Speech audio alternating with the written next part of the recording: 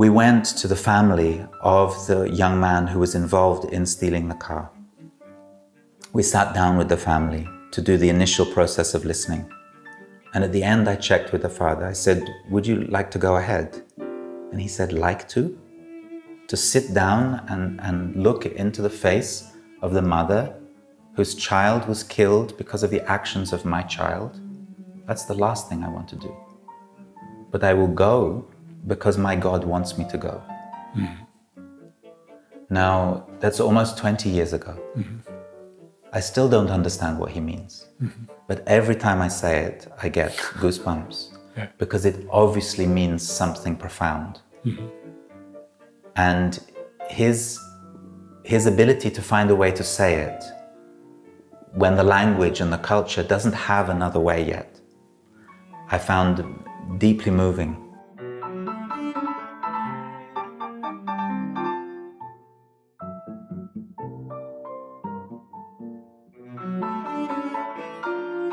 So the world is in our hands. How do we want to shape the world? Wie wollen wir die Welt gestalten? Today I'm very happy to have Dominic Barter here. Dominic Barter, when I thought about how to introduce him, I wanted to say he is the teacher of dialogue. He's the inventor of restorative circles. But when I asked him, what should I say? He said, I'm a student of dialogue. Welcome, Dominic. What does it mean, student of dialogue? Thank you, Gerald. Thank you for having me here. I think what it means to me is that I'm engaged in an adventure of exploration and questioning, an inquiry which has no ending. The definition of dialogue that I like so much from Martin Buber describes a conversation between equals whose ending is unknown. And it's that unknown quality which I find so stimulating. The suggestion that there is always something emerging at the margins of our personal life, our relational life, and our social life, which doesn't yet have a name or a definition. And that's the new that I'm looking for and that I'm looking to engage with and learn from. So we are already in the middle of our topic, because we are together, people, humans are always together, we learn from each other, we are constantly in dialogue. And this became the theme of your life, this became your work, right? Yes, it became my work not so much from conscious choice, but from observation of the consequences of the absence of dialogue. Especially living in Rio de Janeiro, living in a city, in a country in Brazil, which suffers the normalization of war as daily life. You see regularly that the absence of dialogue is fatal. First, it kills understanding between people, then it kills the relationship between people. And if nothing is done, then it kills people. And of course, we can observe that in our inner life, in the way that we stop listening to voices, desires, feelings, dreams of our own, the way in which we treat our fellow human beings and other species when we seek to allow ourselves to co-construct the world we want to live in together with them. And then socially, the groups of people who we fear, who we distance ourselves from, who we label, who we dehumanize. Suddenly you see that without dialogue, the possibility of living together starts to shrink and disappear. So it becomes urgent that we rediscover how to understand each other in this way if we want to live together. How did that all begin? And also, how did you come to Brazil? Because you were not born there? No, I was born in the north of England, and I think there was a very early, someone else can explain this for me, I don't understand. Okay. I think there was a very early desire to do this. My mother a few years ago found a little book where she would write down the things that me and my sister would say when we were very young that she enjoyed to remember. And there I am at like 3 years old saying, Mummy, when I grow up, let's travel around the world and tell people to stop fighting. So we need other explanations to understand that. But certainly, as I was growing up and being a teenager and seeing what was happening in school, I was very intrigued by the agreements that made it possible for us to be together. And I wanted to know them. I wanted to question them. I wanted to co-create them. And school was very frustrating to me because it didn't allow me to do that. And I was expelled from school because of my questioning and didn't have formal qualifications. And at the end of my teenage years, I was wondering what I was going to do. And then I fell in love. And I fell in love with a Brazilian. And she went back to Rio. So it's such a long time ago that we could only afford one phone call a month. And after 6 months, we'd spent as much on these tiny phone calls of 5 minutes as the plane ticket. So I said, this is crazy, I'll go. So I flew to Rio and I landed in this amazing city. Everybody knows the images of Rio and really they're true. It's as beautiful and the culture is as amazing. The forest, the beach, everything is incredible.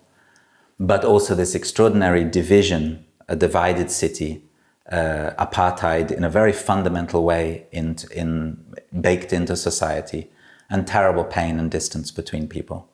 And this was a huge shock and it was a challenge. If you're going to live here, in some way you need to engage with this. You can't just be a tourist. Yeah. So with really no grounding, no understanding of what I was doing, I needed to do something. And I think that's a fundamental truth about research, is that we start not by knowing, but by not knowing. That's the beginning of learning, is saying, I don't know what to do. Yeah. And that's how I began. It sounds quite unusual and strange, but I find that, very many people in very early age know what their destiny is, what they came for on this earth. And so this was this moment for you, and then it was love. And also this is, I also fell in love with someone who brought me to the place where I found my destiny that I was looking for a long time. So quite interesting. And then it was this seeing of the pain of violence and the feeling I need to do something. What did you do then? Well, I didn't know what to do. I talked to people about doing things. They told me how dangerous it was to try. So I gave up. And a few years later, I read an interview with Gandhi, way back 100 years ago. A journalist asked him, what is the opposite of nonviolence? And I imagine a journalist like me thought he was going to say, hunger or injustice or oppression. But he said the opposite of nonviolence is submission to fear. And that was me. I was submitting to fear. I'm frightened. I believe I should have knowledge or friends or money or structure. I should have a plan, a project. I have nothing. And it's dangerous, so I will do nothing. And it was very interesting to see that put me in total contradiction with what I said I wanted to do with my life. Yeah. And eventually the crisis of that realization led me to say, okay, well, I don't know what to do, but I do know that I am backing away from others. And it occurred to me that it is this distancing ourselves from conflict that actually makes violence more likely. I was taught, it's just in society, that conflict is dangerous. So like a snake in the forest, if you meet it, it's safer for you and the snake if you get further away from each other. And I started to question, is that also true about conflict? Isn't it actually true to say that the further I go away from the other, the louder they have to speak and the more they shout? And eventually they're going to have to violate me to call my attention to the fact that my choices impact them and their choices impact me. So I started to realize maybe, as a hypothesis, not a conclusion, as a question to test, maybe actually we put ourselves in danger when we back away from conflict, and we would be safer if we moved closer. So my way of doing that was simply to take the bus to the end of the line, take the train to the last stop, and see the people who I was not meeting. And so eventually, the last stop would mean to the favela? Well, no, in Rio that would mean just to the periphery. The favelas in Rio are actually dotted really in the center of, you can't get away from them. And historically, it's a very unusual city because those people who are most oppressed and most poor have the high ground, which in a military terms is not what the dominating people would want to allow to happen. So yes, it meant that I started walking into the favelas. And of course, when you do that, you're a foreigner. Why are you there? You don't know why you're there. Maybe you went there to buy drugs. That would be normal. But people are busy getting on with their normal lives. They don't have a lot of time. But the children do. Mm-hmm. So I started hanging out with a group of kids who were just sitting on the curb. They had time and curiosity. Like, who are you? Why do you speak in a funny way? Yeah. Where do you come from? And it was through developing a relationship with them that I began to see that there were certain elements which created connection and certain elements which weakened that connection. Mm-hmm. And one of the elements that created connection was to celebrate together. Mm-hmm.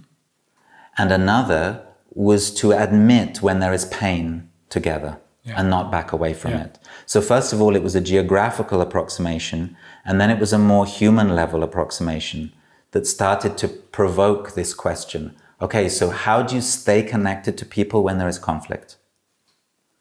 And it was improvising solutions to that led to the development of the first dialogical social system that I've been involved in, which is restorative circles. Mm-hmm. Mm-hmm.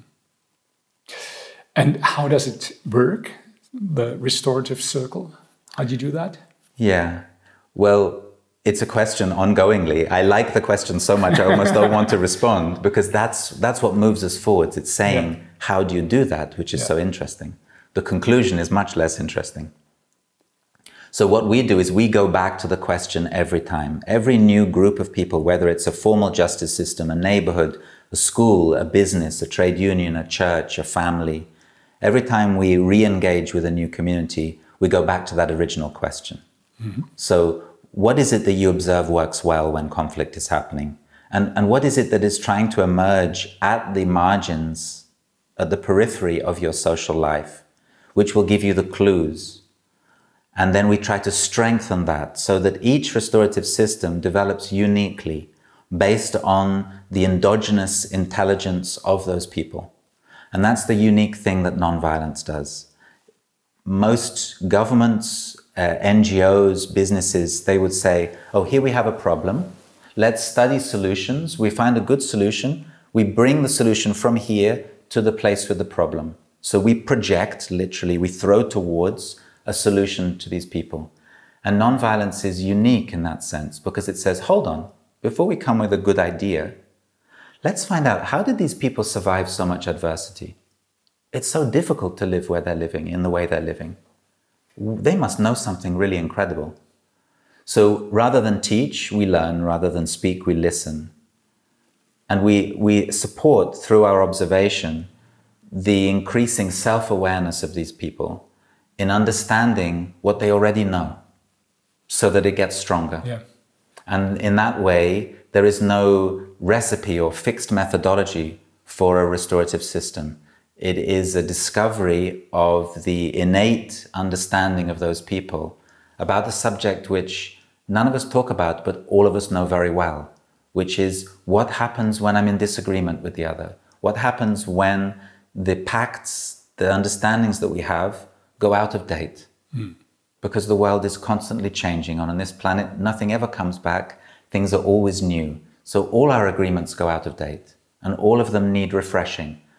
So we understand conflict as simply feedback, saying, within this system, your agreements need updating. And a restorative system is nothing more than a way of doing that which is aligned with your collective values. There's so much pain and also, one could say, so much evil coming out of people, for example, being hurt, feeling hurt by interpreting what another person had said, or what has been done, or has been done by his father or by his fellow countrymen, and so on. So much violence based on that, without people talking with each other, asking, listening. So I can very well understand that this opens the possibility to solve conflicts. What kind of conflicts do you work on in these circles? We've had the opportunity now to work, me and my colleagues have done projects-based derivations of this in over 50 countries, and I've been to over 30 myself. And so rural conflicts between nomadic people in the north of Senegal and villages, then a family court in South Korea, then high court judges in a European country, than a conflict in a school in Brazil. And it's remarkable how uniquely each of these processes develops, and yet there are certain dynamics which are absolutely the same. And people all over the world understand that. For example, they understand that even though a restorative practice happens within the field of communication, communication is a mystery. It's not actually about words and language. It's about the meaning that words and language indicate. And to co-create meaning is a very delicate and perhaps always incomplete process. So how we signal to each other what is valuable to us, what is most significant to us, is something that we can only observe and discover as we go. And what has been amazing for me is to observe the creativity that people use when they're trying to work out how to do that. Across all the differences of language and culture and religion and politics and all the things that in a healthy way distinguish us, is it still possible to make meaning together? And the frisson of going into a restorative practice is you can only honestly say, I don't know. What's going to happen? I'm not really sure. Are we going to get to an understanding that leads us to action? Is that action going to nurture the needs that we all share? It's always a question, always a mystery. Yeah. So this process, what could be the consequence of such a circle? What could be the outcome, simply said? Yeah. The one that we often talk about is when there is an experience of meaning being shared and we get a sense of healing for the painful things that happened. We discover the good reasons why the bad things happened. There can be a renewed sense of seeing the humanity of the other behind the pain. I remember one of the first circles we did within the formal justice system in Brazil, when the Ministry of Justice, after about 9 years of working in the favelas, the Ministry of Justice knocked on our door and said, we need this in the courts, in the prisons, in the police, in schools and social services. So we tried to develop the same thing that worked on a community level within these institutions. And one of the first ones in a court system, we interviewed the young man afterwards, and he said, the main change for me is that the monster has gone. The monster? Yeah, so he said, when I closed my eyes, I could still see this man entering the bar when I worked. I could still see him pointing the gun at me. Yeah. I could see his nervousness as he did that. Yeah. And the moment I gave him the money, he put the gun on the table to take the money. And for a second, I thought, the monster's going to be me. Yeah. Because I could take the gun now and shoot him. And he said that was his trauma, was the monster of the other and this shadow of the potential monster of him. And he said, I met the human being. It's not a monster anymore. The monster's gone. Yeah. So that is very significant for us. Yeah. But fundamentally for justice, for social cohesion, for change, the product is action. So what comes out of the process is an understanding of empathy, which is not based on feelings and approximation, but based on the liberation of creative action. So something was damaged, something was harmed. That's why we call it injustice. And yes, it might also be a law, but fundamentally, it's the sense that I can live on the same planet as you at the same time, even if we never meet again. And this only changes when we enable actions which directly benefit you, and not just in any way, but benefit you in the place that was hurt by what happened. So in that case that I just told you about, part of the agreement was the young man who worked in the bar said to the other, I want you to come back 3 times over the next 6 months. Just come into the bar, order a drink, sit there, have your drink and leave. That's what I need to normalize your face. Yeah. Otherwise you are this fear every day and I can't relax. Yeah. So that action, when it was done, and we measure those actions to see if they're effective in what we call the post circle, that provided the healing and the change. So that's what we're looking for. Does that need the insight of both or all sides? So when, for example, you talked about action, can action Can a circle decide what one person should do? Or is it a decision with that person, where the person itself in the end says, I want to do that? Well, one of the balances that restorative justice as a field, not just in our work, but in the other approaches to this same subject, we all share this dilemma. It's a fundamental value of restorative justice that we increase the degree of voluntary participation. At the same time, we have to take care that someone's decision not to participate doesn't impede the process going ahead. So I would much rather that the action plans be agreed to by everybody. Mm-hmm. But I recognize that sometimes someone decides not to come. And we have to deal with situations where someone has been killed and they're not available to be present. Mm-hmm. So how do we create action plans which still benefit these people even if they're not there? This is part of our dilemma. Yeah. But you do that. Yes. You find ways. Mm-hmm. Yeah. Yeah, we work on issues that seem very small. Mm-hmm. Thinking of a case where one student took another student's pencil case in the school. Yeah. And the student who lost the pencil case, she initiated a restorative response. And actually one of the teachers rang me up. He said, look, this is too much. We don't have time for this. School is a busy place. Yeah. It's just a pencil case. I said, okay, I'll come and let's see what's happening. Because it also surprised me. We're in the circle and the student says, the pencil case was the last thing that my parents gave me before they died. It's not a pencil case. It's my relationship with them. Yeah. And what you took is my connection to them. Yeah. And you realize that, okay, a list of laws that can't be broken, it gets so far, but it can't understand the meaning of the actions, only the actions themselves.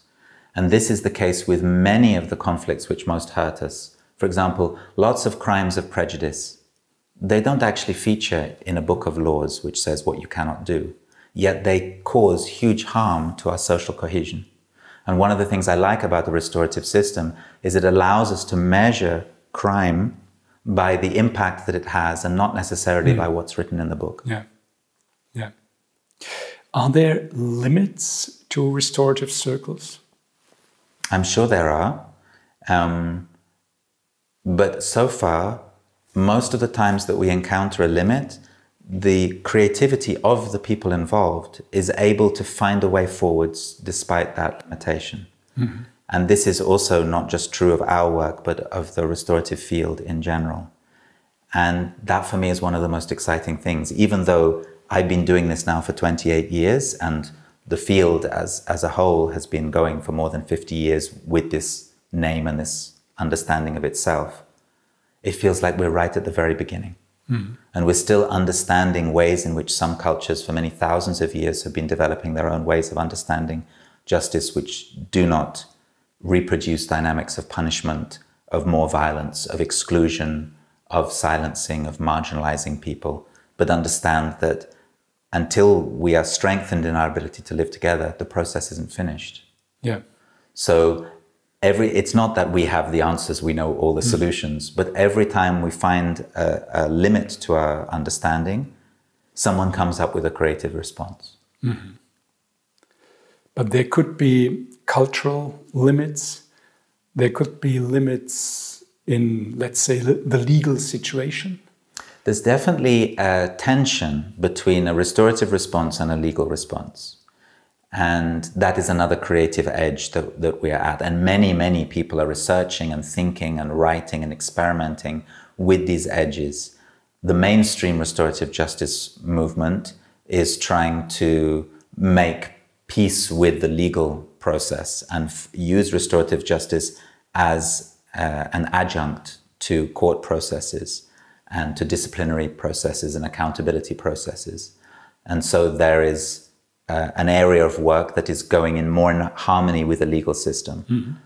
But always on the edges of this, there is restorative responses which are questioning the limits of legal processes themselves and questioning historically how these are codified within a logic of colonialism, within still the idea of the king or the queen or now the state as a representative, which in a hierarchical manner says we will determine what is acceptable or not. Yeah.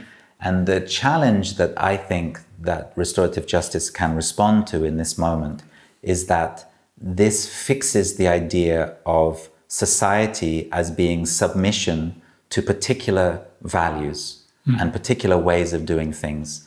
And a dialogical way of living with others seems to me much more realistic in this particular moment, with all the creative confusion of multiple nationalities mixing together, travel, technology, all the ways in which our voices are becoming this amazing diverse mix, and how we increasingly understand ourselves by finer and finer distinctions and new names to understand the different ways in which I identify and how I'm uniquely me, distinct from you. That's so rich, and I think it calls on us to understand justice from a completely new perspective. And this, I'm hoping that dialogical social systems can contribute to this by saying, we don't need to be limited to a statute. Would you say that in the end, it could replace courts, jails, fines? I think this is a question that we don't know how to answer yet, but it's definitely interesting enough to justify the research. And in most places that I've worked on, they are parallel systems. But increasingly, you get these pockets, small affinity groups, intentional communities here and there, pockets of social systems that already exist, like schools or health or the economy, where people are willing to risk a little bit more to see what would happen, and to actually put aside the recourse to formal punishment, and see, okay, who am I called to be in relation to you, when I understand that dialogue isn't simply an option anymore. It's actually the foundation of our ability to co-create the world we want to live in. Yeah. What extra muscle will I discover within myself, extra willingness, extra creativity, extra courage to take one more step in your direction, one more step within myself, one more step to understand our collective, and what will that make possible? So maybe in the future we'll begin to understand that that is a possibility. So when asking that and asking for limits or about limits, I also think about preconditions. So maybe one precondition could be that you have to, every participant in a way, should be able to understand her or himself as responsible. So that you don't see yourself only as a victim, only as an object of others, and your deeds only as reaction, but you take responsibility for what you've done and what you will do. Yeah, what's interesting is that many of us only understand that by going through the process. Yeah. So I would say that the precondition is the willingness to risk that I might learn that. Mm-hmm. But I don't have as a precondition that I necessarily understand and agree with it yet. Yeah. It's the willingness to go forward. And what's fascinating is where people find that willingness. Because you think, you've never experienced anything like this before. It's such a strange situation. I'm always fascinated by people's availability to test this. And I'm thinking of a particularly traumatic case, one of those cases that becomes a national tragedy, the death of a child by accident during the stealing of a car. We went to the family of the young man who was involved in stealing the car. We sat down with the family to do the initial process of listening. And at the end, I checked with the father. I said, would you like to go ahead? And he said, like to? To sit down and look into the face of the mother whose child was killed because of the actions of my child? That's the last thing I want to do. But I will go because my God wants me to go. Mm-hmm. Now, that's almost 20 years ago. Mm-hmm. I still don't understand what he means. Mm-hmm. But every time I say it, I get goosebumps. Yeah. Because it obviously means something profound. Mm-hmm. And his ability to find a way to say it when the language and the culture doesn't have another way yet, I found deeply moving. Yeah. And it gives me an indication that something about this work is urgent. It exists on its own, regardless of whether we have a name for it or not. One person or other, me, one of them, might have noticed it, but we didn't invent anything. It already exists. It was namelessly present at the edge of our social life.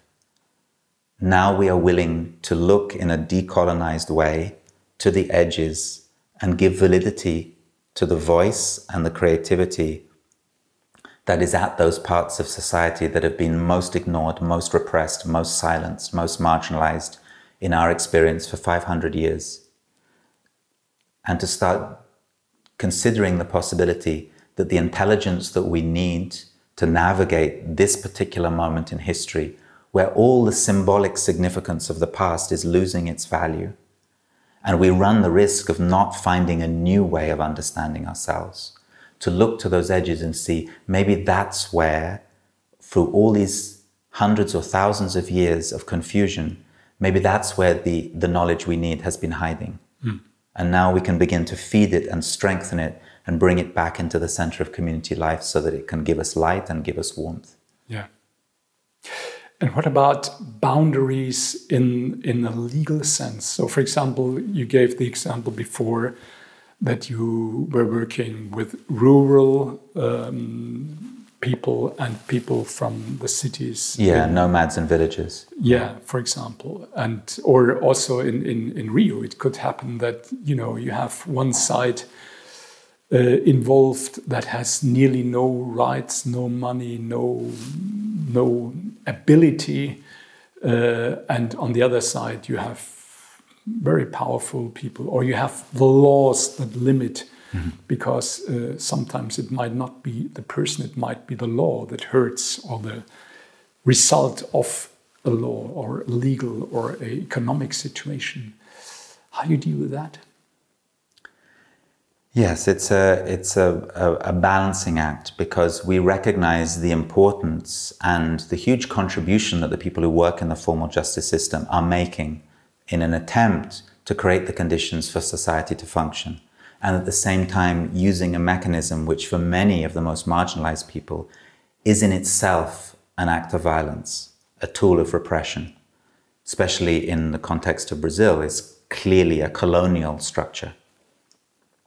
So in some way, we are involved in another process of dialogue between social systems, where we're trying to understand how to free up the clarity that that organized social system offers, and yet invite it to recognize its own limitations and go beyond them.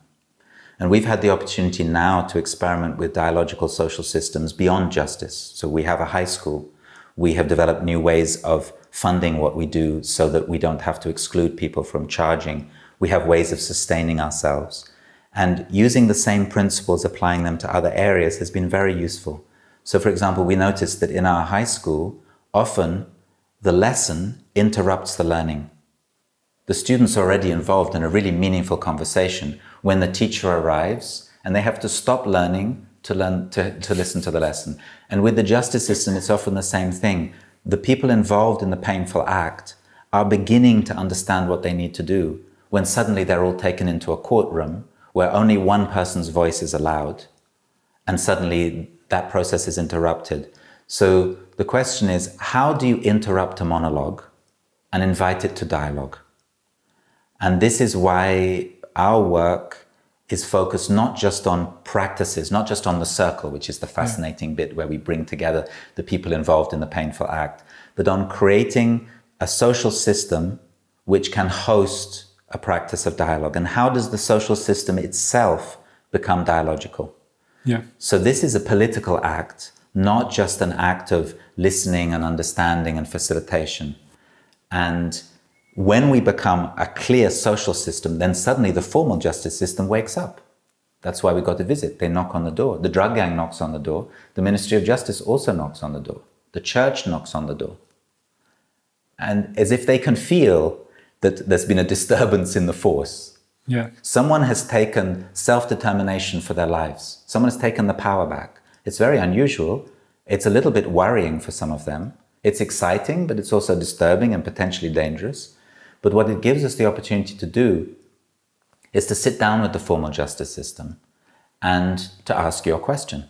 Say, so here we are, you do things that way, we do things this way, but we're both, at least in name, focused on the same thing. What can we learn from each other? How can we facilitate? At the same time, how can we be careful not for our community-based process to again turn into, be subsumed, be co-opted into a mechanism that privileges only a small group of powerful people at the cost of everybody else? I mean, we all should, I think, be aware that our whole justice system is kind of Stone Age type. The way we try to hold up justice, that we fine and jail people, put them in jail for 10, 20, 30 years and all that, definitely does not help them to solve conflicts, to become better people. And so it's extremely important to find new ways. But I would also say that it's what you are doing is much more, because it's working on, how can I say, on healing the sphere amongst us, amongst people. Rudolf Steiner says that after death, there's a time where you see everything you've done from the other side. So you're not the one who's done that. You see what you've done to the other with the eyes of the other, with the feelings of the other, and so on. And you can try to integrate that in your life every night. You can look back on your day and try to do that. But restorative circles, for example, could be an instrument to even integrate that in life, to just ask the other, listen to the other. How was it for you? What did you feel? Why did you do that? Why did I do that? And try to solve things already here together on earth, not wait for the next life. Right. I think part of the fundamental shift is to, and it's very disorienting for some of us, is to actually give up the desire to resolve conflicts and start to create spaces where conflict can speak, where it can blossom, and where it can bring an updating to our lives, to us. Because, like you say, historically, so much of the time we only understand the ability to transition conflict as being possible through death. If not human death, then the death of cultures or the death of a particular way of behaving. And that is so costly. So the question is, are there spaces where we can be supported in going through such deep transformations that through the process of listening to you, I can genuinely say, I'll never be the same? So we're not denying death, we're not denying change, we're not denying conflict, difference. But we're allowing ourselves to pass through it, and we're diminishing a little bit our aversion to conflict as a culture. The idea that harmony is the absence of conflict, rather than harmony being the ability to navigate the richness, the invitation to intimacy that conflict can often bring. And to understand that when conflict becomes painful or even violent, the expression of that intensity of feeling is an indication that something worthwhile is happening. We never fight with people who we don't care about. And we never argue about subjects that are not important to us. If there is painful conflict, there is meaningful relationship. And if we understand in the village in Transylvania that I just left after 2 weeks, an elder woman in the village, she said, what makes the village work is work. Because we were bringing in the hay. Everybody was totally focused on the harvest. But what makes the work possible is us. And that seems to me a fundamental wisdom that we risk losing. The relationship, that connectedness, that is the basis of everything. And conflict is a healthy feedback within a meaningful relationship that things need to be updated. I think if we can stop solving conflict and start experiencing it together, then what you're talking about in terms of change through death, that can happen within life. Yeah. And my experience is that relationships become fundamentally different. My dream is that people can sit down to a conflict in the same way that they sit down to a meal together. Yeah. With that same sense of cohesion and togetherness. Yeah. And gratitude. Yeah. Yeah. It's a blessing on some strange level. And that's not to diminish the terrible pain that people go through, the horrendous damage that we do to each other, the trauma and the difficulty, but to understand that that is not just the individual's experience, that is a whole community's calling to give the support to that person necessary for transformation to occur. Yeah. And I mean, the other side is if you don't sit down for that meal that you were talking about, what do all these unsolved conflicts do with people, with society, with politics, and so on? Well, they accumulate. I mean, they stay there, yes. And they, in a way, they completely change our relations, our thinking about the other, our working together, and so on. They are facts. Yeah, and I think that's happening to a lot of us at the moment. We're in a process of deep mourning, and that mourning is getting stuck in us. Yeah. And when mourning becomes stuck in the body, it becomes hate. And there's an increase in the despair of hate. There is an increase in people's intolerance. They see racism, they see sexism, they see discrimination just layering on and on and on and on and on, and it seems not to stop. And there's all these beautiful words used that this is going to change. Yeah. And they see that it simply continues, it simply continues. And their livelihood and their identity and their culture are just being ignored and silenced and discarded, and they feel discarded. And it's a very, very dangerous process for us to be in. And it calls on us to take back a self-responsibility for our lives in a very significant way. Yeah. On a social, on a systemic level, not just on an individual level. And I think a small part of that is the way that we deal with justice, and the way that we strengthen our relationships so that we don't reproduce the dynamics of repression with each other, so that we understand that all of us are in recovery from deeply toxic ways of living, and that we are being urgently called on to find a new pact, a new way to coexist. Yeah. I just wonder, I ask myself why this is so little understood. So why we have so many growing conflicts and we do not do that. We do not sit together, have this meal, talk with each other, just listen deeply. I think it's happening. And I think it's not being noticed. Everywhere I go, I find people who already have these questions. Yeah. But they also have a lot of uncertainty, because many of us have a lifetime of experience of trying to listen to conflict and it doesn't go well. So you say, oh, beautiful, this idea, let's sit down and talk. I tried that. Have you met my aunt? You don't know what my brother is like. You know, and my neighbor, have you tried? You go and sit down with my neighbor. You go and sit down with the person who goes to the other church. You sat down with the person who votes differently from me. And of course, in Brazil, over the last 10 years, we've had this massive tension within society, political division.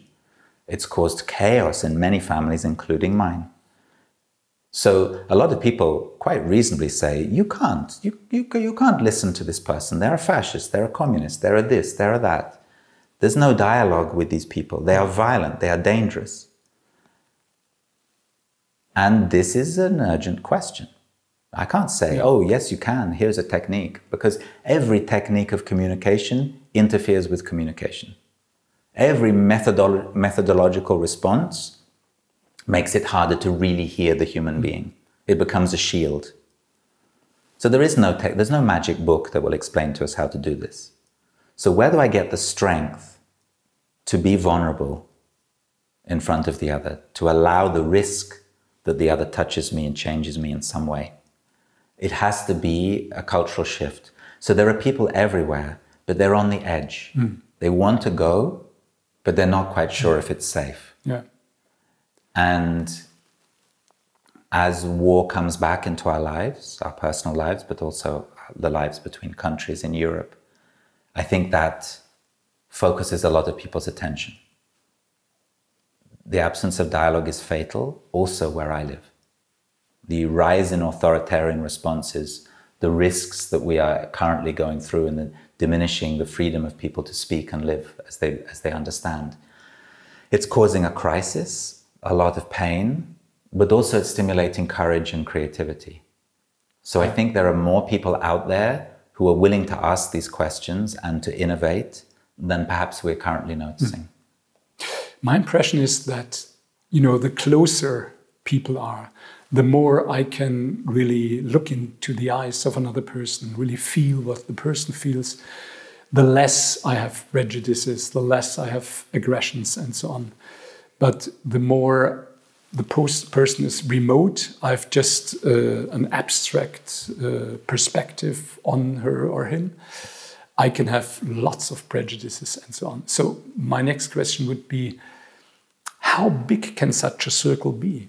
Because, in a round where everybody can listen to the other, it definitely works. But the big problem of this world is that we are, I say, different. That what I think and what I do causes consequences for people 1,000 miles away or in another continent. I never listen to them. I never see them. I never feel what they feel, how they are hurt. Could we, in a way, scale up the idea of restorative circles to that problem? Yeah, that's a question that fascinates me.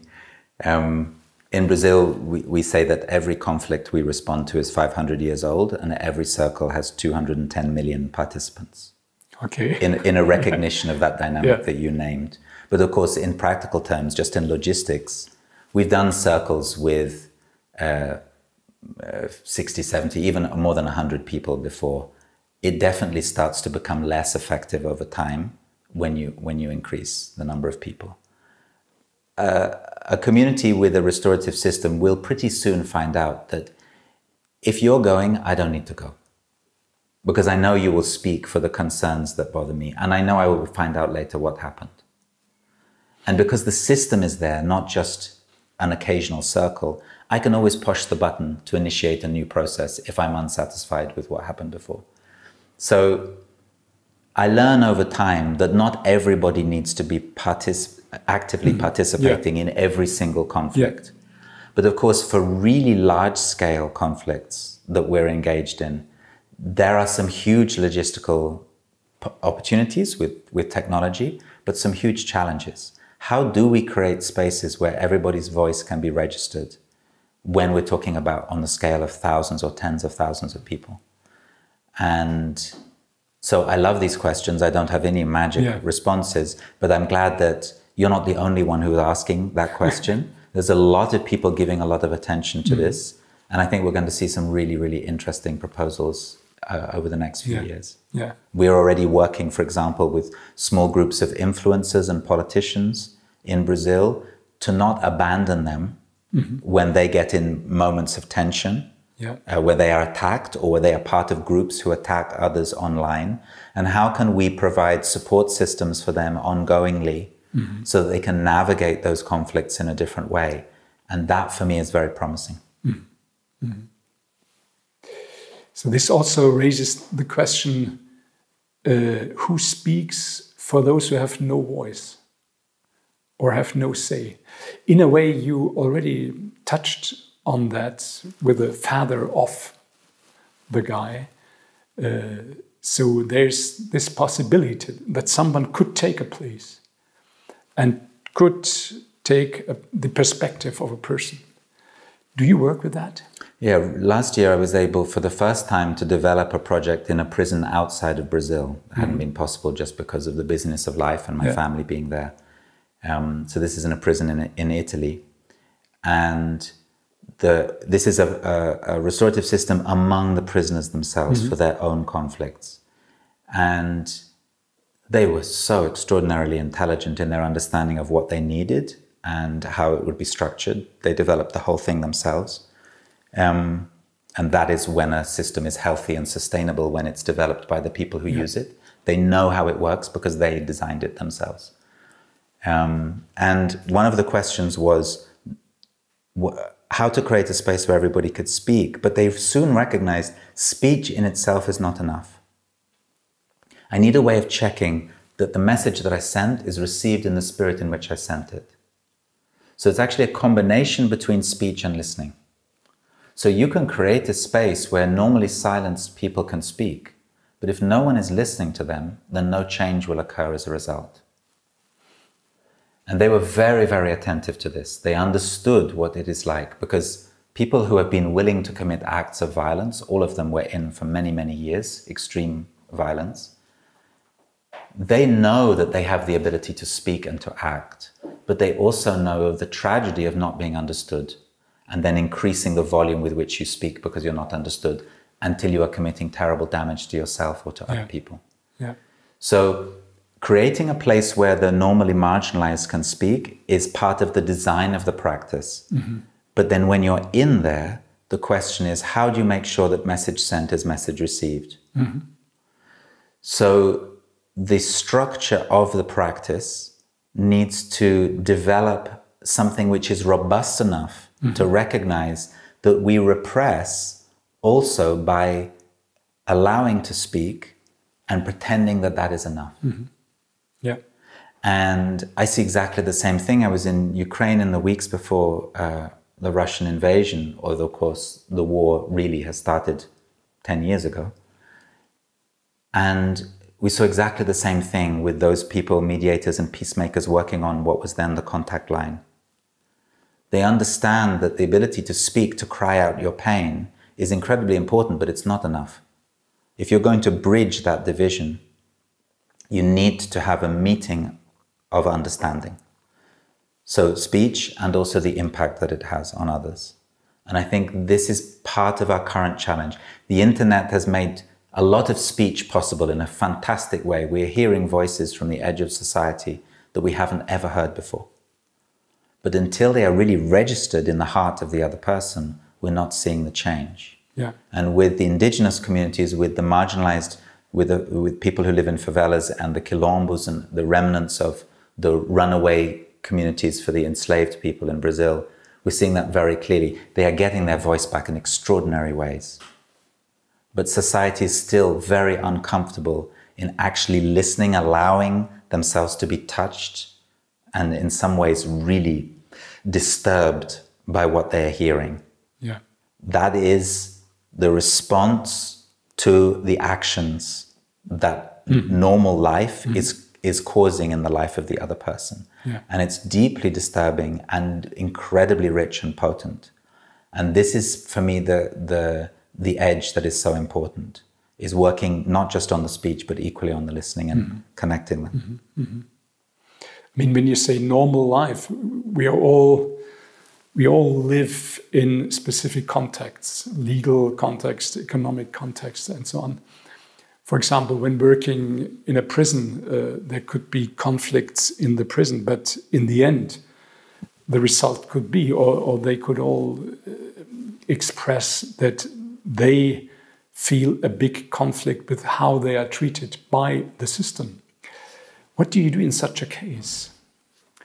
Because also when we talk about different places in the world, very often my impression would be that if we really go deep into what we feel heard not only by what somebody has done or said, but also by systemic violence, how we are treated, and so on. Is this expressed in these circles too? And if yes, what do you do then? Do you say, this is off topic, stop, or? Yeah, I'm remembering a conflict in a favela in São Paulo. There was two neighbors. They each had a makeshift living place. Yeah. And there was an open sewer that ran between their homes. One of them wasn't taking care of the way that his waste was going into the sewer. Yeah. The sewer would fill up when it would rain, and it would overflow into the other's house. He went to the drug gang, which is the effective government of that community, to complain, because he'd complained verbally and nothing had happened. Yeah. When he saw what it was going to cost him for the gang to put pressure on this guy, he saw the danger of what was happening. So he initiated a restorative response within the agreement that the Residents Association had made in parallel to the legal system of the drug gang. Yeah. To try and resolve this in a way that was going to cost him less. So a circle was called. They sat down together. They're arguing in the circle about what was happening. They begin to understand each other. Then they begin to look at what happened that particular day. And they begin to humanize each other in terms of what they did, why they spoke those words, why they did those acts, why his rubbish bags were rolling down into the sewer, blocking the sewer, and then it would overflow into the other's house. At one moment, one of them said, "Hold on, why is there an open sewer running between our houses?" And suddenly from adversaries, they suddenly became partners in collaborating to work out why were those systemic conditions placing them in a fight with each other, rather than uniting their energy to wonder, I pay taxes, why is the money not being used here? Yeah. I have self-responsibility. Is there something we can do about this? Yeah. So yes, in the prison, for example, the same thing soon happened. People started saying, yeah, but this process that we're using to work out the issues between ourselves, I could use that with the family of the person I harmed. Why does the state not allow me to get access? Where is the judge? How can I talk to them? Where is the governor of the prison? I want the governor of the prison to call the lawyers here to work out how to do this. If this thing works between us, why couldn't it work between other people? So that realization is often not long in coming after people begin to do this. And then, of course, you notice the limits of the current system, how much they actually tolerate change. Oh, do this dialogue process so that I don't have to waste so much time in my courtroom. That's fine. But when the dialogue process actually starts to become a political instance of its own, then there's some questions. And that's when we need to dialogue between social systems. Yeah. Are we talking about a method, about a system, about an approach everyone could always take? So I could not, or without, let's say, having a teacher or a trainer, I could go at my place, in my community, and say, let's sit together and let's try to deeper understand that conflict, understand each other and solve it. I think what we're doing is we're noticing repeated phenomena which affect our shared needs. So, for example, everyday hunger. The feeling of hunger indicates the presence of the need to nourish ourselves. It's not just me, it's us. When we recognize a shared common need that keeps on coming up, what we tend to do is we build a social system to take care of it. So we build a kitchen. Everywhere where human beings live together or work together over time, there is kitchens. And the reason there is a kitchen is because building the conditions to feed ourselves every time we're hungry isn't effective. It's not efficient. Plus, it's not a good idea to build a kitchen when you're hungry. You need your attention for something else then, for eating. So what we're saying is it true that justice is a fundamental shared human need? And is it true that a lot of the pain we experience is the absence of the feeding of this need for justice? Because we don't have conflict kitchens. So can we think creatively, just like there's no pattern for a kitchen, each culture, each group of people does it in their own unique way. We design kitchens to be able to provide the kind of food that we like. Is it possible for us to recover our ability to design these conflict kitchens, each in our unique ways, to serve us? So it's not just, shall we sit down to look at this conflict, but shall we sit down to look at what takes care of our community cohesion? And then when we have a conflict, like when we have hunger, everything's in place for us to be able to respond to it. Dominic, you studied worked with Marshall Rosenberg. How was he? Would you say a few words about him and your cooperation? Yeah, I was incredibly lucky. About a year and a half after I first went into the favelas and started developing these systems with the young people, still with no conceptual framework to understand what I was doing. I'd never heard of restorative justice. I knew nothing about mediation. I'd never heard of Marshall Rosenberg and his work. About a year and a half later, I met Marshall. And it was extraordinary. He was the first human being who I met who could understand what I was experiencing. And he had a conceptual framework for it. He had a vocabulary for it. So I was just so hungry for this. It was extraordinary. And I realized very soon that I was his student, not just a student of his teaching, but a student of his research and what he had committed to doing to his life. And part of the blessing for me was that I met him in 1996 at the moment when it was still possible to say, let's go for a walk, I have some questions. Because within a few years, there were thousands of people around him, and it was very difficult for someone to get that close access. So I was able to be a student and gradually be a colleague of his over about 18 years.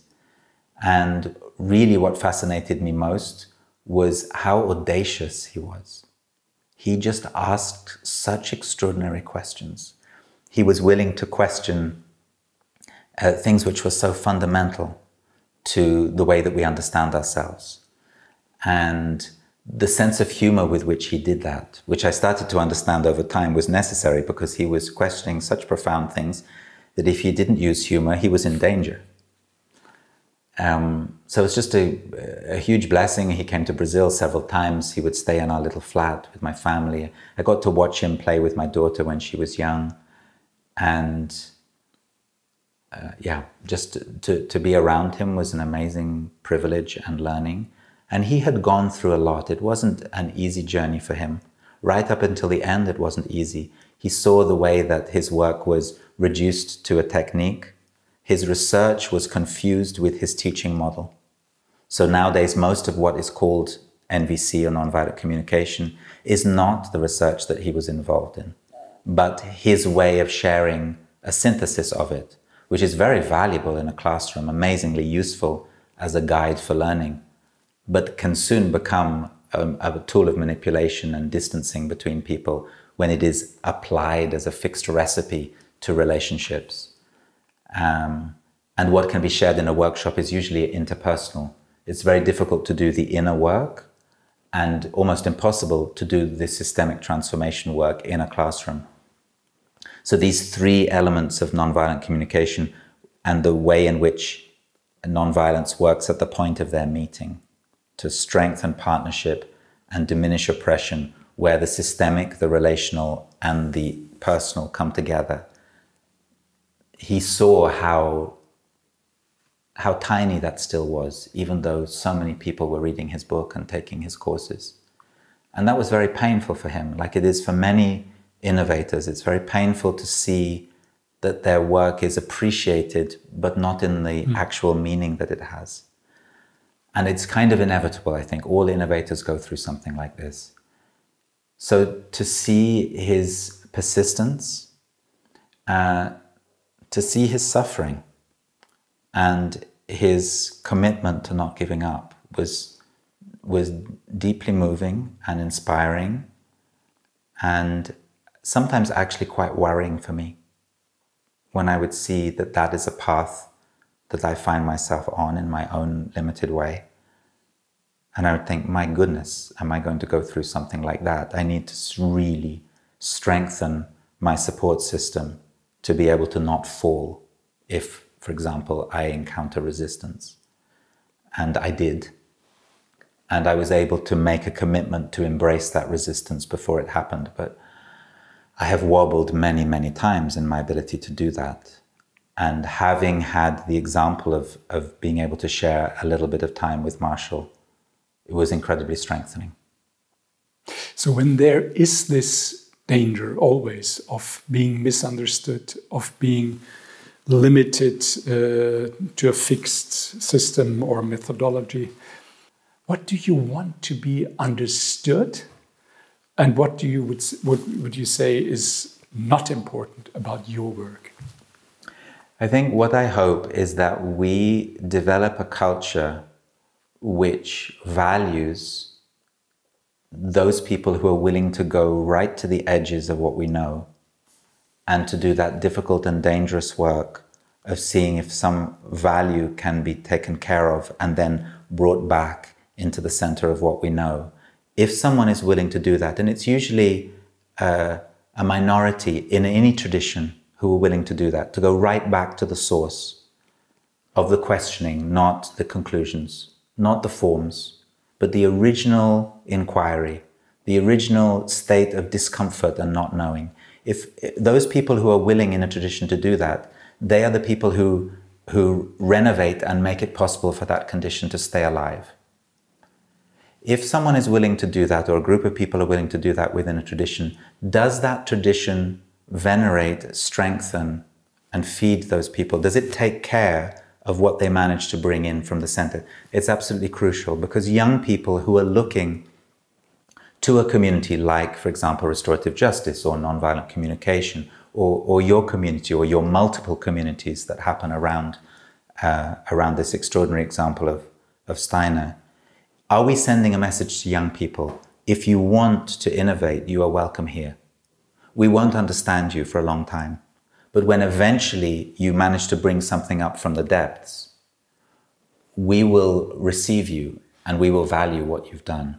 Or are we simply going to take what you did, reduce it to a model, and then sell it to others? That for me is absolutely crucial.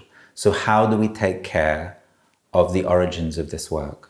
So for example, in my field of restorative circles, to what extent are we remembering the painful reality that this comes from, the reality of slavery, the reality of the favelas, the reality of the extraordinary violence that continues to occur in those places? To what extent are we feeding energy and resources and recognition back to those people and those places? Or have we turned this into the new technique that we use? Yeah. So I think for all traditions, this is a fundamental question. And I think it's fine that the majority of people will not want to go to the source again. But those who are willing to are essential to the life energy of any movement forwards. So if we're going to build a culture of dialogue in education, with finance, with justice, in health, in all the different areas in which all the shared fundamental needs that we have, are we willing to celebrate those people who ask uncomfortable questions, yeah, and remind us of our limitations and feed back to us the possible accidental but damaging consequences of our choices, so that we can be stronger together? So that is what I really, really hope that people will get from this learning on a deeper level. Dominic Barter, student of dialogue. Thank you so much for this talk, and even more for your work, for your incredible, important work on how we can become more human, how to heal the sphere between people, how to create real understanding, dialogue, cooperation between people all over. Thanks a lot. It was a real pleasure.